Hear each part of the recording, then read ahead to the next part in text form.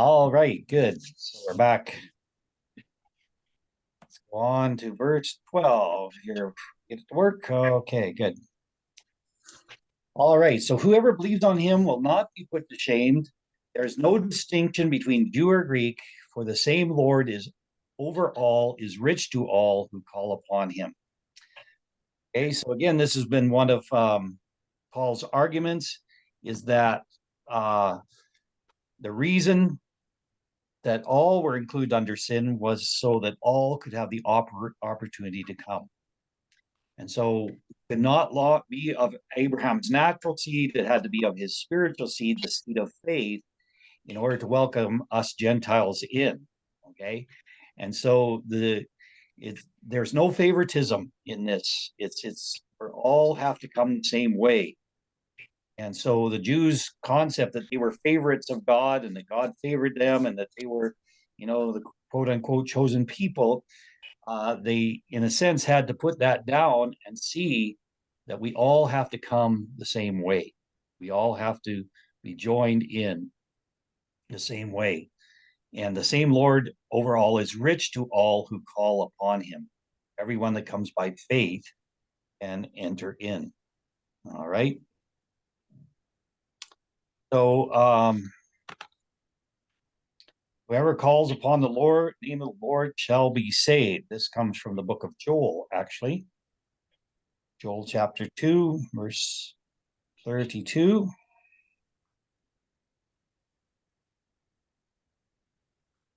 And it shall come to pass that whosoever shall call upon the name of the Lord shall be delivered. For in Mount Zion and Jerusalem shall there be deliverance, as the Lord has said, in the remnant whom the Lord shall call. So Joel prophesied that when the Messiah came, there would be salvation in Jerusalem, and whoever called upon the name of the Lord would be saved. And so it was this faith call where we can call out Christ and know him in his grace and his power. All right, now he moves on from there.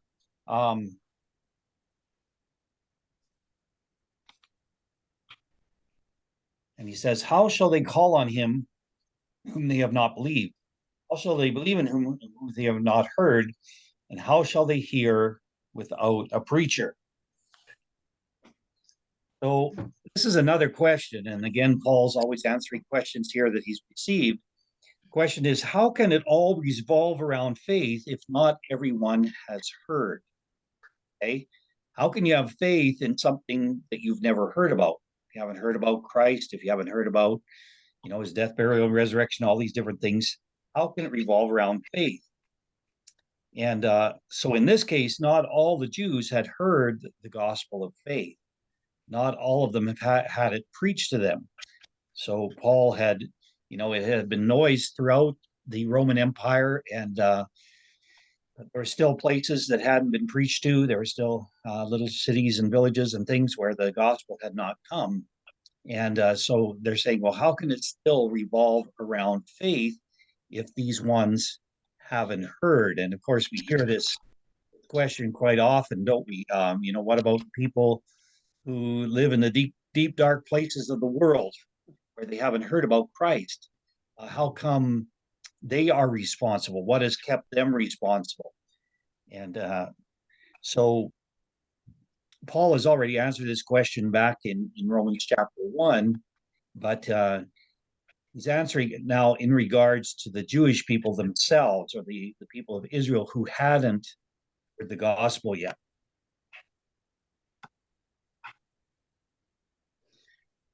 How shall they preach unless they've been sent? As is written, how beautiful on the mountains are the feet of them who preach the gospel of peace, bring good tidings of good things. Okay, this is from Isaiah 52 and verse 7. And so the preaching of the gospel is very important. The bringing of the good news, the gospel to people is very important. It's an important thing. And God does send out preachers. He sends out people to bring the good news. And how can they hear if they don't have a preacher? Wrong.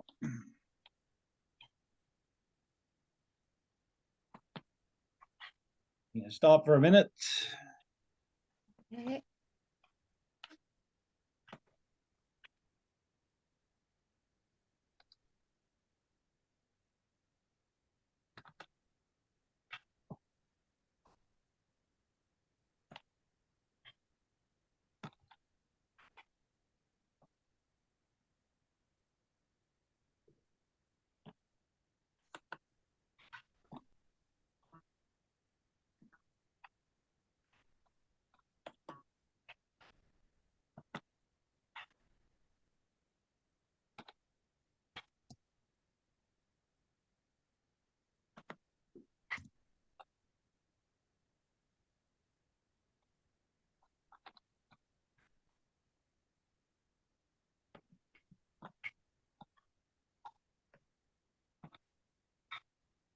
I don't see Emilio.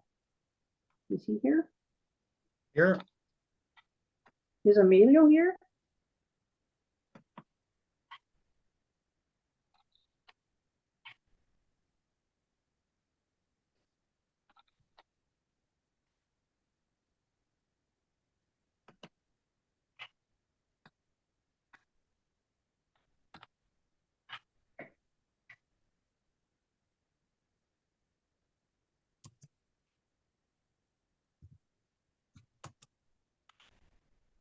All right, let's see, we can get the share screen back now. No.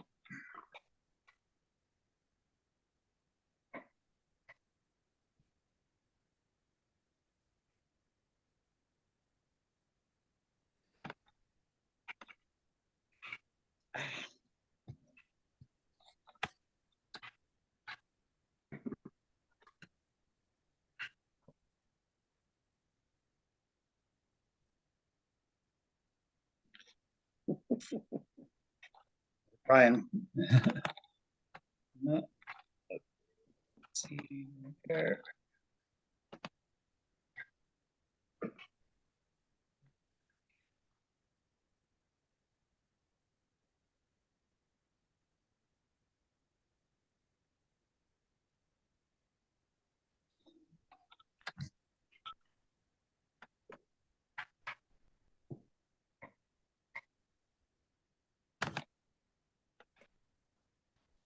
All right, we got back to verse 16.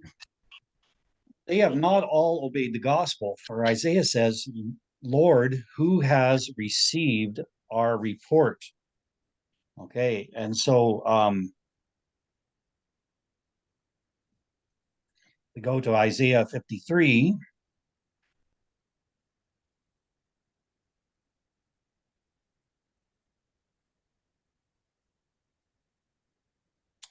One that says, Who has believed a report, and to whom is the arm of the Lord revealed? You shall grow up before him as a tender plant, and as a root out of dry ground. It's interesting. Paul points to this Isaiah 53, and many of the Jews today want to cut this out of their Bible. They don't want to ever discuss Isaiah 53 because it's too clear. It points so clearly to Jesus Christ, and they don't want a suffering Messiah. And so they reject this. They reject this truth. And so Isaiah, just at the beginning of this, he says, "Who has relieved our report?" There are those who reject us, those who are rejecting the truth, those who are turned away from the truth.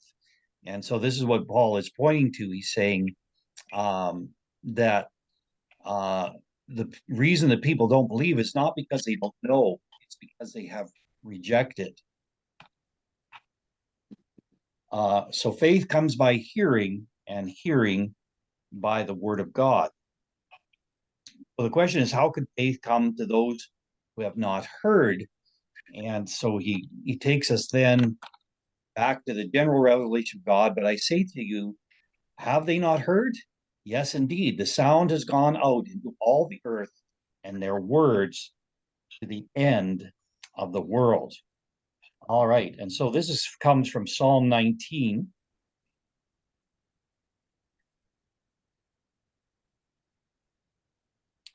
Verses 1-4. The heavens declare the glory of God, and the firmament showeth his handiwork. Day unto day uttereth speech, and night unto night showeth knowledge. There is no speech or language where their voice is not heard. Their line is gone out through all the earth, and their words to the end of the world. In them he set the tabernacle for the sun. So, as Paul has already taught us, this is a general revelation that we see back in Romans 1:20, where people have the revelation of God in nature, of a revelation of truth that is given to them. So this is what makes people responsible for the revelation that they've been given. And so we have the revelation Paul also mentions in chapter 1, revelation of conscience and the revelation of nature. And so God's nature is demonstrated in the world around us, in his creation. There is opportunity for them to see that. So this is what makes them responsible and causes them to have to, should make them to seek out God and seek out the truth. And so in one way, God has, by his grace, he's provided preachers, he provided missionaries, he provided people to take the word of God out there. But ultimately, the responsibility is on us. Whosoever seeks will find. Whoever knocks, the door shall be opened. Whoever asks, they shall receive.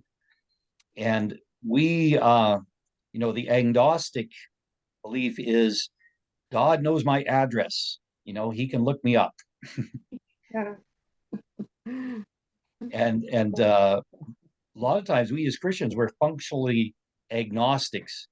We don't feel like we really have to seek God. We don't feel like we really have to pursue him. He should be pursuing us.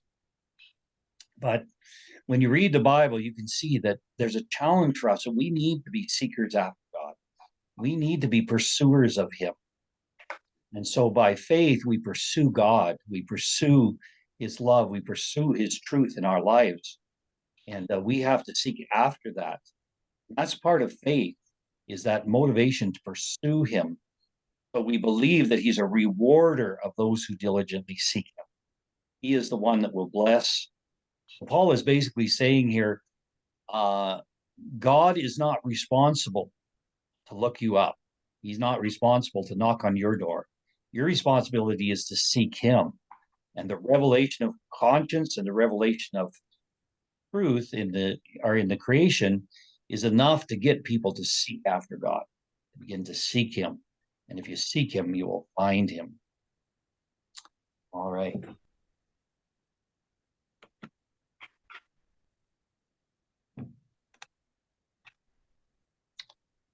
So then in verse 19, we have Deuteronomy 32:21.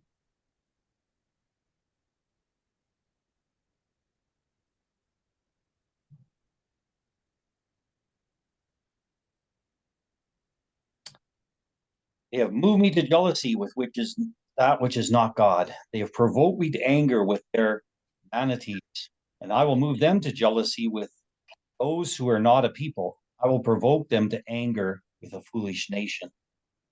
So this is Moses again speaking. He said, this is what's going to take place. This is what's going to happen when my people turn away from me.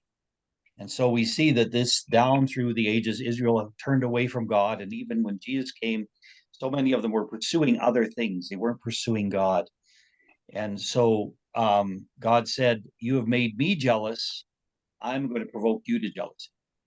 And so the coming in of the Gentiles was designed to provoke Israel to jealousy. They were to see this and they were to say, well, if these people who haven't known God, who don't have the heritage that we have, if they're coming in by faith, we need to find out how to come by faith as well. And so this was God's motivation, and he's going to explain that quite a bit more in the next chapter. And so he says, Isaiah was very bold and says, I was found by those who did not seek me, and I was made manifest to those who did not ask for me. But he says to Israel, all the day long, I have stretched my hand with disobedient and contrary people. So in God's plan and in the economy and in the history that we see, is we see that God was constantly reaching out to them. He was constantly offering them salvation, offering them the whole walk of faith, but they kept being disobedient. They kept turning away. They kept being hard-hearted, stiff-necked. And so the result of that was God said, I'm going to open the door up to those who have not been a part of Israel, and I'm going to open up the door of faith. So I was found by those who did not seek me. I was made manifest to those who did not ask for me. Talking about the Gentiles here, how the Gentiles were going to come in. Okay. So Paul wants them to understand that the gospel was not, or the appearance of Jesus when Jesus came, that was not the beginning of this dividing line. It was happening long before Jesus came. The prophets were drawing this line even before Jesus came. They were showing that God was rejecting those who were rejecting him, that he was going to reach out to the Gentiles, that this mystery of Gentiles was going to take place. It's going to come to pass. All right, so that concludes what we're talking about there. Any thoughts or comments about this?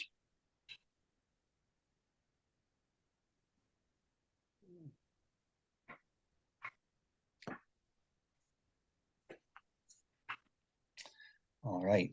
You know, it still happens in the church, doesn't it?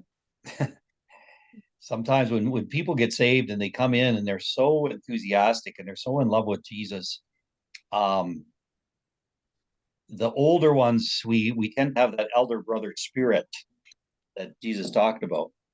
And we can be kind of, well, why are they so excited? Or why is God answering all their prayers? I've been a Christian for 20 years and God's not answering my prayers like he's answering their prayers.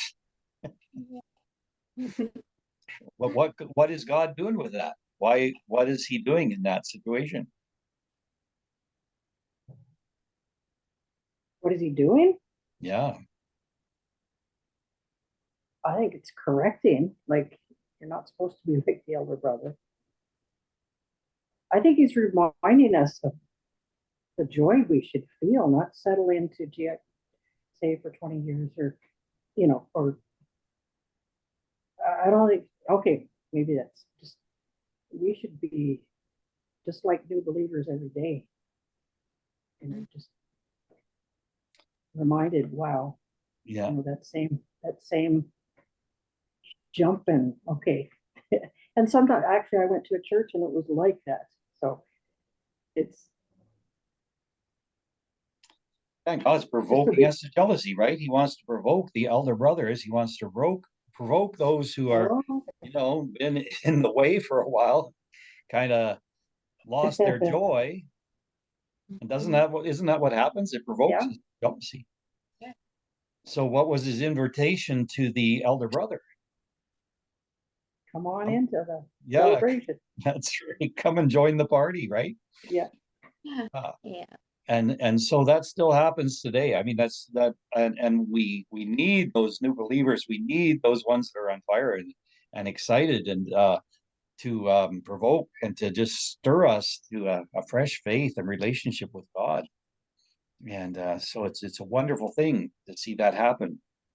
And of course, revival often comes to not the people who have been, hanging out in the church for ages and ages. It comes to a lot of other people, and that can really, I mean, you even think of the charismatic movement. The Pentecostals rejected the charismatic movement for the longest time. Well, how can God pour out His Spirit on those Catholics? How can He pour on people from the United Church and all those old staid people, and they're all getting excited? They had a hard time accepting that at first. And God had a purpose in that. So whatever the next revival is, whatever new stirring comes, we need to accept it. We need to embrace it.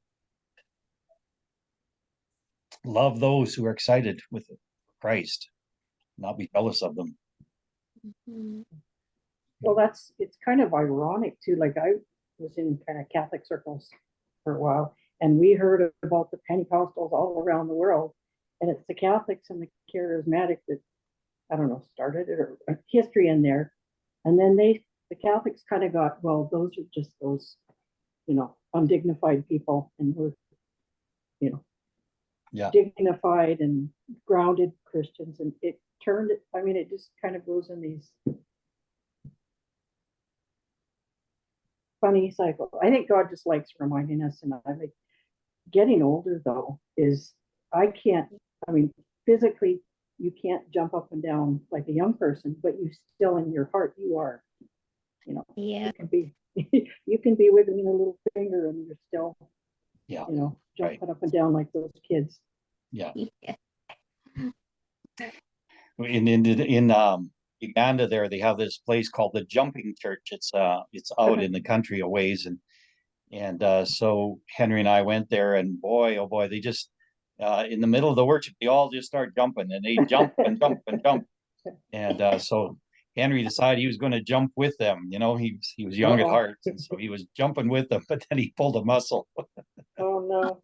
and they had to help him back to his chair. But so that kind of is an illustration. He wanted to celebrate and jump with them, but his body couldn't keep up. But he still had it in his heart for sure. Yes. Sometimes it has to be in the heart more. Yeah, that's right. I've been at a church like that actually in Morinville. Oh And yeah. those young people, I don't know, they could call it a jumping church too. But yeah, it's fun to be around though. Yeah, that's right. And we need it. We need to be stirred. We need to remember what it was like, when we first got saved or whatever, and remember the joy of our salvation. Mhm.